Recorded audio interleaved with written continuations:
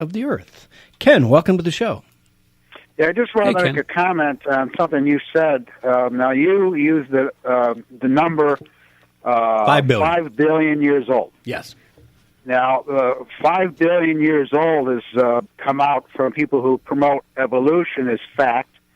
That's me. I'm one of those guys. I say that based on the text of the Bible, which is what I follow, the Earth is only just over 6,000 years old. Okay. Well, you're entitled to know that. We were having this discussion during the break. we saw your topic pop up on the phone, and that's how we've spent the last 6 minutes talking. I know. And that's perfectly fine. I'm never going to rain on anybody's parade. If those of you who are creationists, and I believe the Lord created the earth, but I think he created it 5 billion years ago and did whatever he's done in the time since. So, but that's me. But you guys are entitled to your creationism. I'm perfectly fine with it. I'm comfortable enough in my own skin to say you got to love you guys who are creationists. That's cool. Well, I'm just saying that from the Bible's point of view, and I believe Jesus was right when he gave authority to the writings of Moses, and that's something that a lot of Christians seem to forget. That Jesus himself gave Moses authority, especially such as Genesis. Yes, you got to make clear that most people probably don't know that Moses wrote the first 5 books. That's right. He wrote the first 5 books, and Jesus gave authority to that. And in the book of Genesis, it's very clear that in 6 24-hour earth days, God created the heavens and the earth. Yeah, I don't know that that's Earth days, because, when I think of the Lord, I got to say, and I said this to Ed, 5 billion years is a blink of an eye to the Lord. So why do we say that he did it in our time? If he's the one that told Moses this, I'm sure he was thinking, I did it in 6 of my days. You know what I mean? Well, here's how we know. Now, God knew when he had Moses write the book of Genesis that we would be having this conversation right now. So God had Moses put in, when he was writing the Genesis account of creation, there was the first day and the second day, the third day, the fourth day, the sixth day. But the key phrase, though, he said, was there was evening, there was morning, the first day. There was evening, there was morning, the second day, and so on. So God specifically had Moses use that phrase to show us that it was actually 6 24-hour earth days and not 1,000 years, 2,000 years, or 5,000 years. I think Pastor Rick... that's the key phrase. There was evening... Well, come in here, Pastor Rick. Hold on. Let's get Pastor Rick in. No, come on. He's already been on the radio. I'm going to limit you guys to 5 minutes, because this really is not where I want to take the show. Pastor Rick covered this on his show with Pastor Max. Okay, go ahead, Pastor Rick. Last week. I'll give you a couple minutes. I want to. What's your take on this? I know I'm 3-1. You guys are all against me on this one, but that's okay. I'm not against you. I'm just not for you.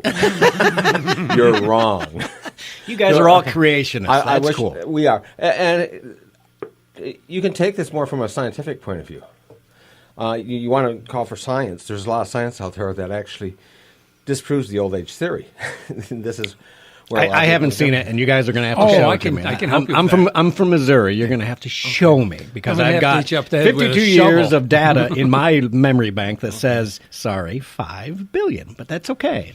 Okay. And you believe in climate change too, I'll bet you. Climate change is real. It's just not man-made. Remember, once again... Okay, I misspoke. Stop clock is right Go ahead, twice Ken. a day. Ken, what did you have to say, Ken? Well, I was just going to say, once again, you got to remember that the people that use the 5 billion don't believe God exists. And so, since God addressed this, read Psalm 14, verse 1, where it says, God speaking, the fool says in his heart, there is no God. So I go back to the text of the Bible. Okay, well, that's great, Ken, and I understand. So God love you. I appreciate your thoughts, and I respect your guys' thoughts, Pastor Rick. Okay, now my thought on this. Okay, I was talking about the young Earth. For example, the position of the Earth to the sun. If the Earth is as old as what you're saying, at the amount and at the rate the sun is burning, we would have actually been 5 billion years ago within the parameters of the sun. This rock would have been melted a lot, just nothing. We would have been part of the sun. Yeah, it's a zone of habitation. that right there tells us it can't be as old as what you're saying. So we got to go a little bit. Okay, I'm just not buying your. If the Earth was so many miles closer or further away from the sun, life would be uninhabitable. Okay, the Earth would be uninhabitable. The Earth was uninhabitable for a long time, but Earth could not have risen. We'd be like Venus 5 million years ago. So that Earth, that we were like Venus 5 billion years ago. According to science, the old Earth theory. No, there was stuff still on this Earth 5 million years ago. Plants, stuff like that. 5 billion, not million. Well, yeah. He's going back only 5 million years, and he's right. Yeah. Okay, now that's the first one. And then, okay, let's go to NASA for a second. Let's go to NASA for a second. You know, that space agency, the ones that put a rocket on the moon. You do believe we put men on the Earth? Of course. Okay. All right. I just had to find out how far this went. I'm not the conspiracy guy here. Right? There are people living in the real.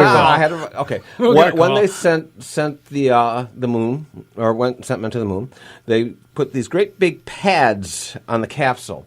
The reason for those pads is because by the calculations of the Earth being, or the universe being so many billion years old, is that there would have been around, I think it was 97 feet of solar dust on there, that they had to put these great big pads on there.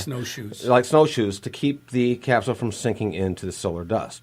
When they got up there was just enough on there to make a footprint. Well, so I'm going to argue with the math. I don't know what math they were using in 1950 to come up with 97 feet of dust in an airless atmosphere, airless environment that you would have that kind of dust. Just not buying it. But you can. I'm going to just keep going. You have the soft core of the moon. They show seismic activity on the moon. The core of the moon is still soft. If the universe was 5 billion years old or billions of years old, it would have been solidified by now. Absolutely certified. You can go through and just say, try to find an argument on just one, but when you go through from point to point to point to point of everything that shows to a young Earth, from the position of the Earth to the sun to the amount of solar dust, you have the absence. You argue for evolution. You have the absence of a record for you, fossil record. There is no fossil record to show evolution. Zero. Okay. Thanks, Ken. All right. Thanks for opening up this. All right, we're done with this. You guys, that's cool. I respect your opinions, but one last thought. Go ahead. God was at the center of creation. He was there when it happened. So God would know how he did it. And so if God tells me in his holy word, the Bible, it took me 6 24-hour Earth days to create the world.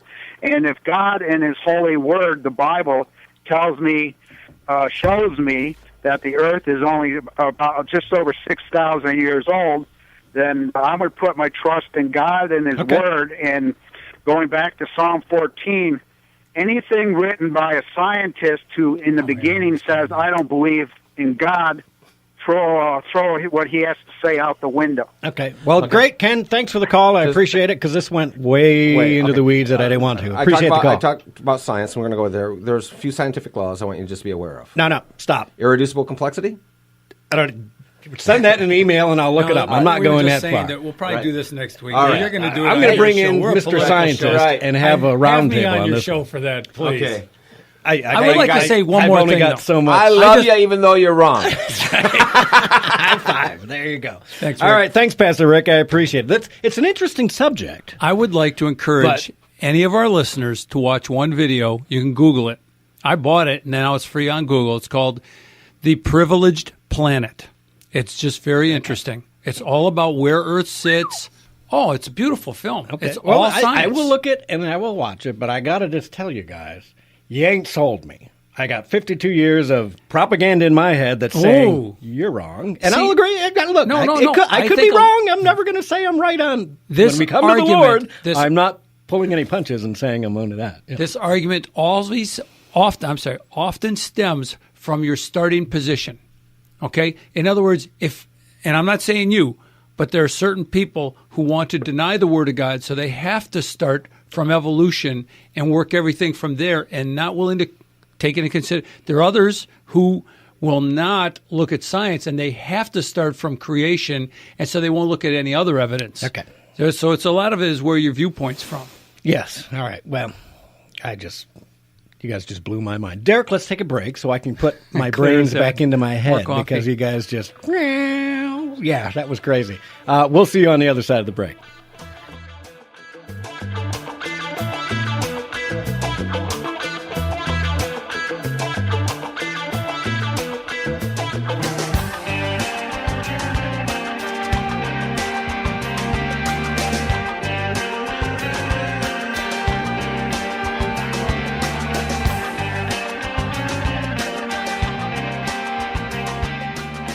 It's time for This American Voice with Theron, brought to you by A&H Lawn Service. Now here's Theron. Republicans, you are weak, timid, and lack testicular fortitude, both federal and statewide. No excuses. You own the joint. Stop reaching around across the aisle. You truly are blowing it on the one major thing it will take to get anything done, and that is getting rid of Mitch McConnell and the horrible shackles of the 60-vote rule. That ain't the way the forefathers planned it. Just ask Alexander Hamilton. See the Federalist Papers. But I doubt you'd know that, Republicans. At this point, you are shameful, close to worthless. Dispute that. I double dog dare you to. You can't. And to think, we the thinking sent Donald Trump to D.C. with our agenda intact only to have you stand against it. Same goes for all of you in the Michigan legislature. Other than the Freedom Caucus in the House, Ted Cruz and Rand Paul in the Senate, you all need the bums rush. And guess what? The progressive Democrats, I know that's redundant, but I have to keep it simple for the Republicans, will eat your lunch come 2018 if you don't find a set of balls to strap on.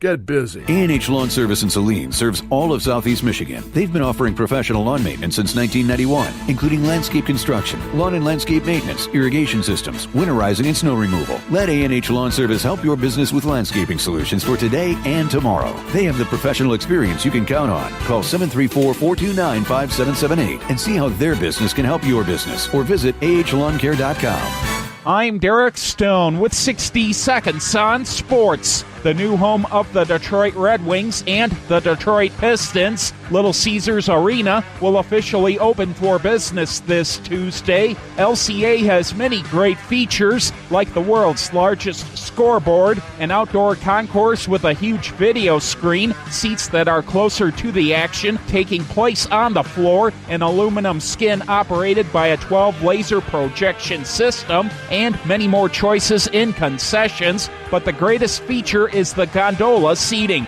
When you sit in the gondola section, you will be hovering right on top of the ice when the Red Wings are playing, or the court if the Pistons are in action, just like the fans used to do at Olympia Stadium. Detroit sports fans are going to be ecstatic when they visit this awesome state-of-the-art facility. I'm Derek Stone, and this is my 60 Seconds on Sports. Glenn Beck. That Polish woman that saved the Jews during World War II, she said, remember, the righteous didn't suddenly become righteous. They just refused to go over the cliff with the rest of humanity. Humanity has just gone over a cliff. None of it makes sense. Well, I mean, it's just, again, no one's grounded in anything. We look at Democrats. Glenn Beck, Monday through Friday at 9 on Wham! Talk 1600. This is the Glenn Beck Program. Put 'em back up on the shelf. Kiss my little baby girl as in need. Am I coming out of left field? Ooh, I'm a rebel just for kicks. I've been feeling it since 1966. Might be over now, but I feel it still. Ooh, I'm a rebel just for kicks. Let me kick it like it's 1986. Might be over now. And welcome back. Thanks to for tuning in. I'm all discombobulated between Pastor Rick coming in and Ken on the phone and Ed in here. Holy come on, Drift Religion Show. It's turned into a no more religion on this show. We've got enough of those. All right, you guys are breaking my mind. Okay, low for you. Say a prayer for me, Pastor Rick. Okay. Let's take care of a little business. Burroughs Roadhouse, 5311 Brighton Road. That's out in West Brighton. 810-227-6000. Listen, if you're looking for something to do tonight, go to Burroughs. They got great food. They got great drinks. They got entertainment. They do a Sunday brunch, and there's coupons in the Current. $15 each for a Sunday brunch, and they got a heck of a brunch. So check it out, currentonline.com. Download it if you have to, or just tell them, hey, Gary, you heard it on the radio. Gary here. sent me. Yeah, Gary sent me, and that's the way to go. 810 800-227-6000. And kernonline.com, you can see all the different coupons and things they've got going on there. It's awesome. Great place Don't to eat. forget to order your subscription to the Current. There is no